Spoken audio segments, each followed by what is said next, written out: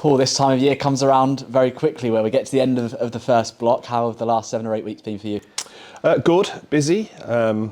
Certainly lots to think about after the end of the season and lots of stuff to address individually. Pleased to say that the work ethic's been excellent. The guys have been open-minded to some new ideas. And as we come into the Christmas break, really excited to get started again in 2025. How does that phase work in the first few weeks? I guess where you're reviewing the season and then looking forward, how does the breakdown work of, looking what needs to be done? Yeah, well, you look quite deeply into individual and collective results. You look at the types of trends within our play that we need to try and improve on as a team, the types of behaviours that you're looking for individually to change, whether that be technical or tactical or all the various things that go into performance. So there's lots to consider, and it takes time to work it out. Obviously, we're only limited by what we can do indoors, and a lot of it is more around how we think about what we're doing and how we try to implement our mindset moving into the new year. And we're fortunate enough to have a pre-season tour in March, and that'll be the first chance we get to get on the grass as a group and really start to think about the areas we want to improve on. Because they're really important. We want to hit the ground running. We've got a busy start to the season, as everybody does, and the important bit will be to have our skills in order for them. And this first block, generally over the last few years, you've looked at it as sort of an exploratory phase where the lads are given the onus to work on the bits of the game they feel needs that exploration. It's a young group now. How does that sort of work with giving them that responsibility? Yeah, I suppose you're looking for them to come with ideas as much as anything. You have to be careful if you search too much, because you don't want to find things you don't want to find, because you've also got to look after what's been working. So there's a sweet spot to find there somewhere, and I certainly trust the staff and the players to work hard to find those. But it's all about, like I said before, it's all about mindset. It's about a determination to improve. It's about a determination to get better and give something to the greater good, which is, what the club expects and what the teammates expect of each other. So, yeah, like I say, I'm pretty happy with where we're at the moment. Like I say, it's only the start of the winter block, but a lot of good work's gone in. Does it take a bit of experience, I guess, from coaches actually to know when the right time to step in is and when the right time is to let lads sort of discover more about their game and learn how to learn, if that makes sense? Yeah, exactly. And you mentioned the new guys, and as much as anything, spending a lot more time with them is important and really getting to know them and what makes them tick. You've also got the other end of the spectrum where you've got guys who've been through this programme quite a lot of times and you're trying to keep them stimulated and you want them to stimulate themselves to make sure that they can really turn up and work really hard at their games. So it's a case of being open-minded about things and really stretching things where we can. And then I suppose as we move into January, you start to think about, right, what am I going to need in March and April? And that's sort of where we're getting to now.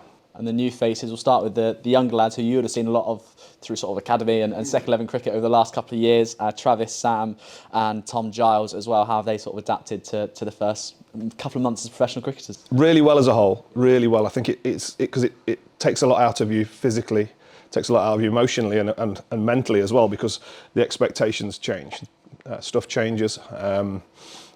And if you commit wholeheartedly, you should feel a bit different.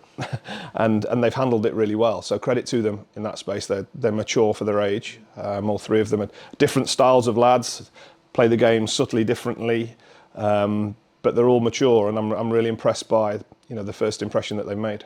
And do you feel like they'll benefit from having seen the progress path Freddie and Farhan have gone on from last year? Is it a case of almost needing to forge their own path because not everyone is going to follow that simpler a process? Yeah, I don't think it's quite that straightforward. I agree with that. I think they should be excited about the fact that Freddie and Farhan have afforded themselves opportunity. They'll have to look at why that's happened and take some really good example from both, because they've got everything that I've talked about in abundance. Not everybody's journey is exactly the same, and sometimes it can take a little while to get to where you want to get to. But I think with the three lads that we've mentioned there, they've got a fantastic opportunity. It's their responsibility to try and take it now and try and move forward with it. Another new face in Conor McCurry. You know a little bit about him, having spent some time with him during the T20 block 2 years ago or 18 months ago. How's he fared as a Nottinghamshire player? He's a really impressive guy, first and foremost. That's one thing I would say. I think you can tell he's played at a really good club. He's been well grounded in a lot of the really good habits you would expect from a multiple championship winning team. You can see that he's got some good habits in his game, which is exciting for us as a group. He's really keen to kick on and play more cricket now because I think he feels like he's maybe not played as much as he would have wanted to.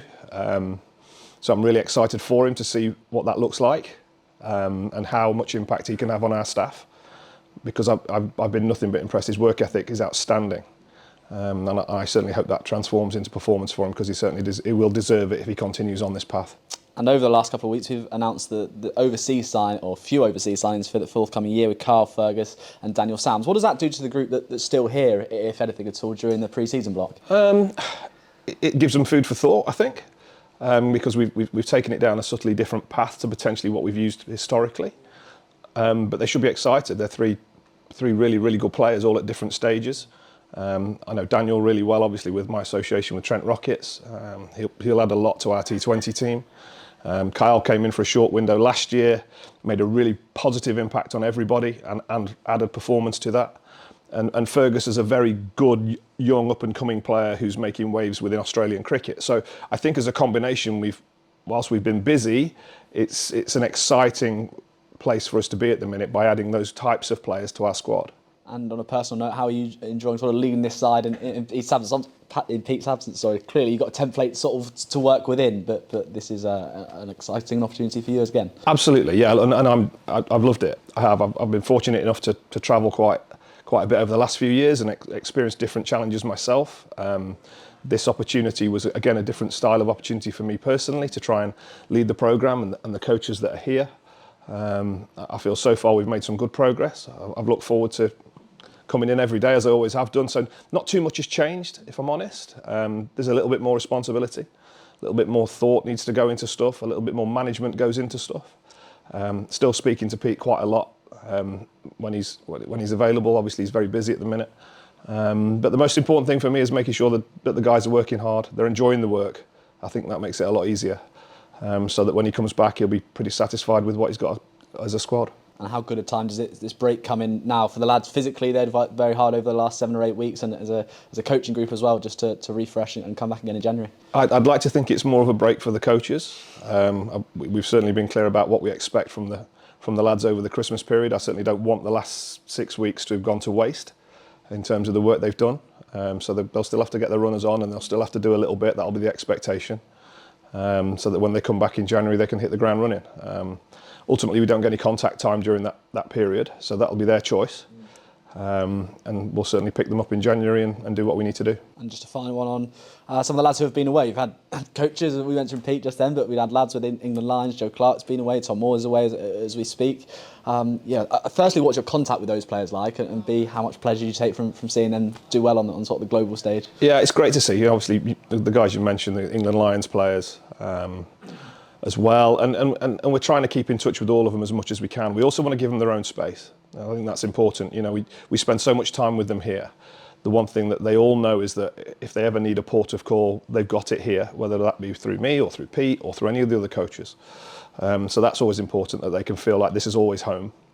But the most important bit is that they go and show what they're all about, and you want them to go and represent us on that stage, as you mentioned. So this will always be home, and our responsibility is to make sure that when they come back, it feels like home. And if they ever need anything, they know where we are. But it's been great to see them going about their work, and certainly look forward to seeing them all in the new year.